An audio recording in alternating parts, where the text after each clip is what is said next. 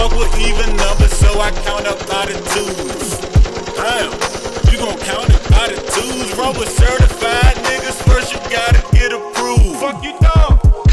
I gotta get approved. Straight live from the flea market. Streets approved. Man, right here, got my boy Lil Herc right here. What's good, 806? Look, a lot of y'all cats know me. Some of y'all may not be too fond of me. I respect that. Whatever's on your mind about me, whatever. That's cool. Look, let me explain one thing, and one thing only. I come from nothing. I'm not trying to suffer. I'm trying to eat just like the rest of y'all too. I got a little something to bring to the table. I haven't yet dropped no mixtapes and the albums. Yeah, I dropped a couple freestyles. Those of you who see my freestyle, matter of fact, shout out to Mike Jizzle. He knows who I am, Freddie Sapo, and also a real good friend of mine, if I can remember his name, Tigger Merc see my freestyle on Facebook. I laid down a couple freestyles on Facebook not too long ago, probably about last month and the month before I laid down some freestyles. You know, life been like, it's been like stairs me, so I haven't put nothing out. But soon to come out, Lil Herc, the one and only, baby. This is home of my freestyle. This is where my music started. I've been into music since I was 6 years old, reading books and dictionaries. I had a dream just like everybody else. And for my persistence, I ain't never gonna quit. It's my turn. It's time to turn the tables. Shout out 806, it's Lil Herc, man, the one and only. All right. So, well, how you get your name, man? I got my name because, you know, I was a kid. It's a funny story. I was a little kid. I was 6 years old. Me and my cousin, we were playing tag across the house. Well, I had an aunt who had a big ass furry cat. He used to just lay around everywhere. But we were chasing, man. We were in pursuit, running across the house, tag, punching, slapping tag. You know, after we didn't see the cat laying away. Well, he laid in the way, and we didn't mean to run the poor dude over.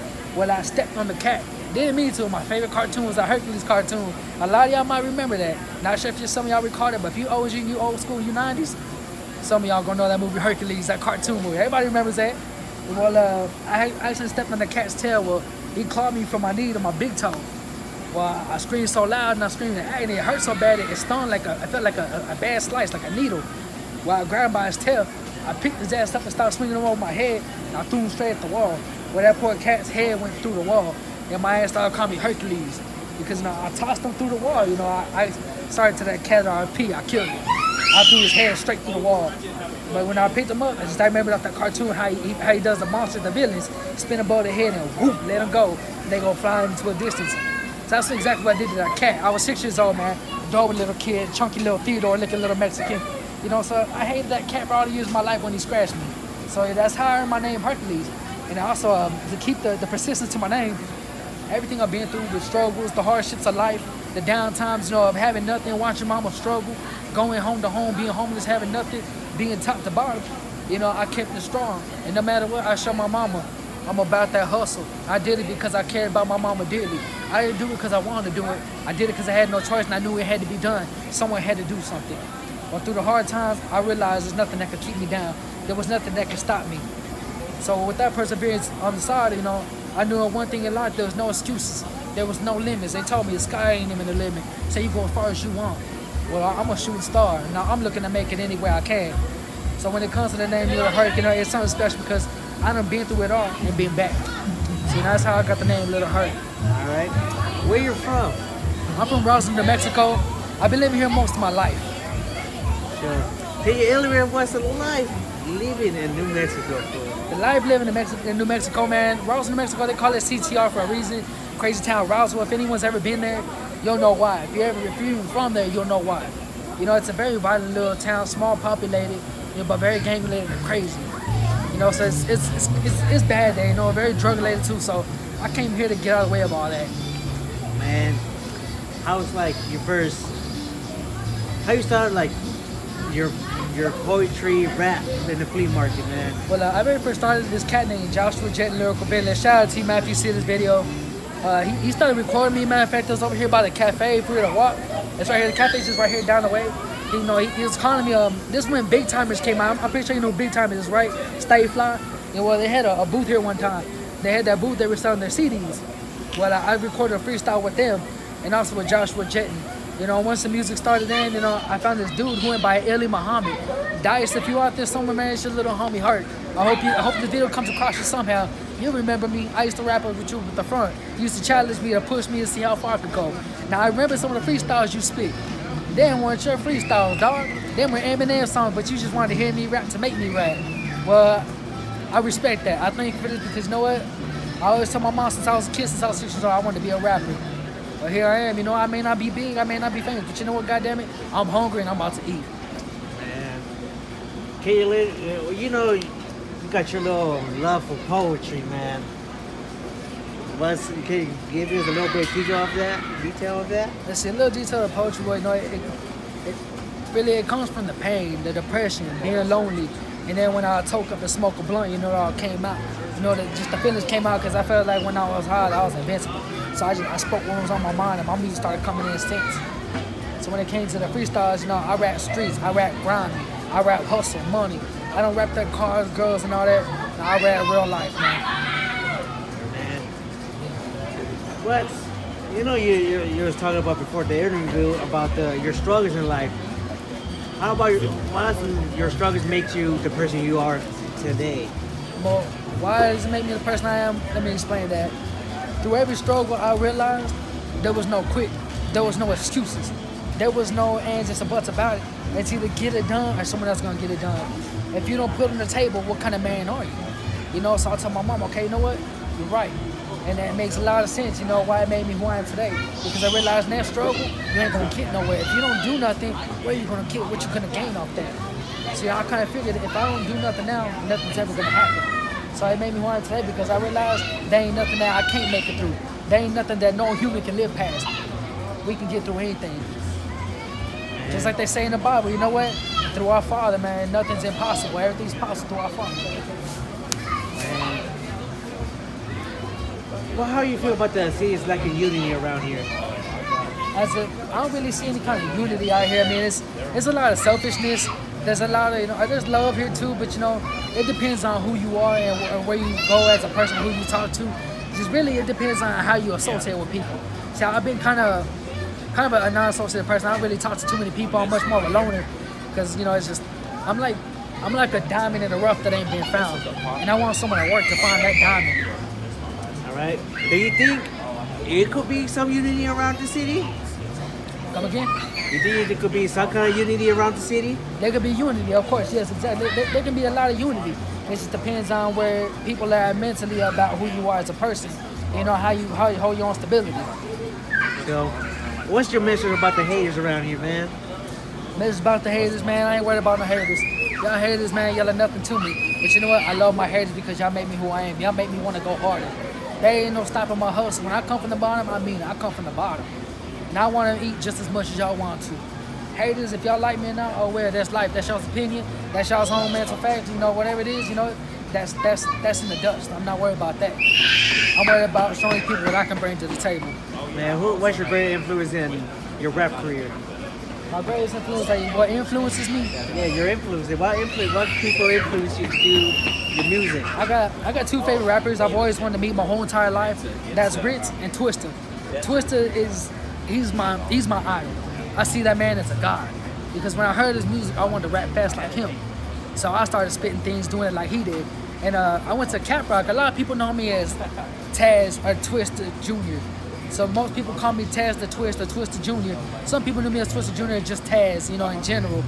And at Cap Rock High School is when I started rapping fast, knocking beats on tables. So those two dudes I idolized a lot because I wanted to be just like them. I wanted to rap fast. So you know, that's one thing I idolize quite a bit.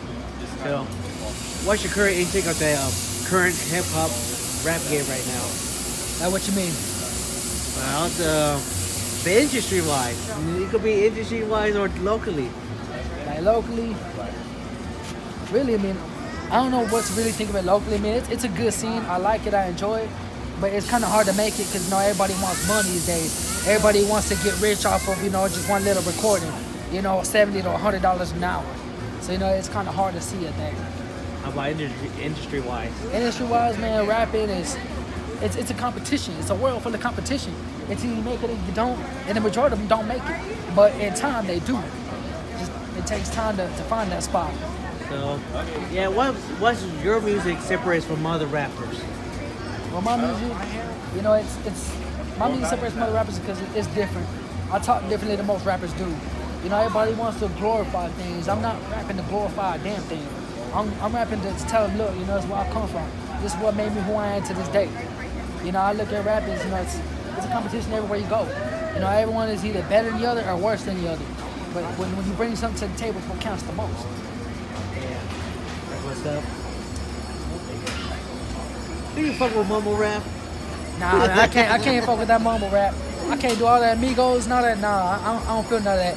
Beats are fresh though. Yeah. Hey, what's your personal opinion about the mistakes rappers or upcoming artists make? Well, a lot of the mistakes they make, you know, like the little publicity stunts, all the bickering and beefing online, all this color stuff and all the banging stuff, it's irrelevant. They shouldn't be focused on those negative things when it comes to music. When you're in the music, you're in the love for the music. You're not in the music for the attention, for the game bang, you know, for the false advertisement. You know, that's false advertisement. Really, I can say it's irrelevant. You know, that should have no part in the music. Yeah. Well, what did Rolling Sixties did to you, like did to you on the streets, or make you the person you are? You know, they just looked at me as a little brother. You know, a couple of the cats that know me, they seen where I come from. They seen, you know, that I only had love for the music. You know, that's who I wanted to be. I used to tell my mom when I was 6 years old I wanted to be a rapper. So, you know, I always knew, hey, you know, if I hang around the black people, maybe, you know, they got the flows. The most black people I know, they do a lot of rapping. You know, there's one that I know, his name is Joe Jr., little short Mexican, this black dude who put me on the mic. You know, and, you know, he helped me quite a bit. So, you know, being around them, you know, they just basically taught me respect. They taught me where to stand with myself as a person. So, who you think is gonna blow up in the city? Oh man, really, you know, one of the biggest cats out here right now, like I just talked about, Jay Peso, man. He's getting pretty good up there, man. He's up there. He's on them charts. You know, that's one of the main rappers I respect the most, because I seen that man from day one when he was working out of here, selling his albums and T-shirts and hoodies and stickers. You know, when he was out here, that showed me, you know, that's one thing. He's about his community. You know, he put to let people know he's hungry. No, I think he really will blow up in this city, man, because, I mean, he already has blown up. He's made it. You know, he's made it his point to let people know, hey, you know, he's going to be heard. And, you know, I respect him the most. That man has shown me since day one, you know, ain't no stopping when it comes to that perseverance. Yeah, that's what's up. That's what's up. See, you'd rather be heard on the radio or War Stars? Both, actually. I prefer both. I mean, if I have to choose one, the radio. Yeah, that's what's up. Can you elaborate on that? Huh? Can you elaborate on that? Probably not. Yeah. I mean, they say I'm too explicit. Because I was talking to Tommy Hacker not too long ago. Tommy Hacker, you know who I am. He's like a brother to me, bro. You know what it is when it comes to my music. He brought it to my attention one day that he wanted me to rap for God. But look, I respect the man in my own ways. I worship God in my own ways, but I'm not that godly man. I couldn't do that gospel rap, that church rap. I'm from the streets. I rap streets. It's just what I grew up watching. I was one of them little kids who grew up as a young knucklehead running with the thugs, you know, just looking at the scenery.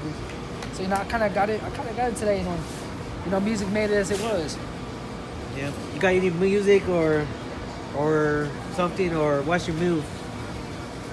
You know, as of right now, I haven't laid any more music out after the 2 freestyles I put on Facebook. But due to a lot of the negativity, a lot of the drama, I just kind of removed my account from Facebook because, you know, I didn't want to deal with it. All that bigger stuff isn't part of my interest. But now soon, I plan to put my music out. I have demos not recorded, but the guy who has it, I have to get back in contact with him because my music is there. All right. Got anything to say to your fans, or get anything out of your chest? You know, I got a few things to say to people, because I do have a couple of fans out there who've heard me. Like I said, when my music very first started here, I used to pull crowds up here at the front. People know me. Everyone knew me as Taz the Twister Jr., but I made that name Herc for myself, because, you know, I knew I was strong and there was nothing that could stop me from where I was going to go. Nothing could stand in my way. You know, I love music. It's my life. It's everything that I am. Soon I should be laying down something. I haven't planned on it just yet, but when the time is right, like I said, I'm not diamond in the rough. I'm just waiting when the time is right, man. All right, man, straight out the flea market, Mayor, Streets of Food, and my boy Lil Herc right here. All right, man. Appreciate you. All right, anytime, brother.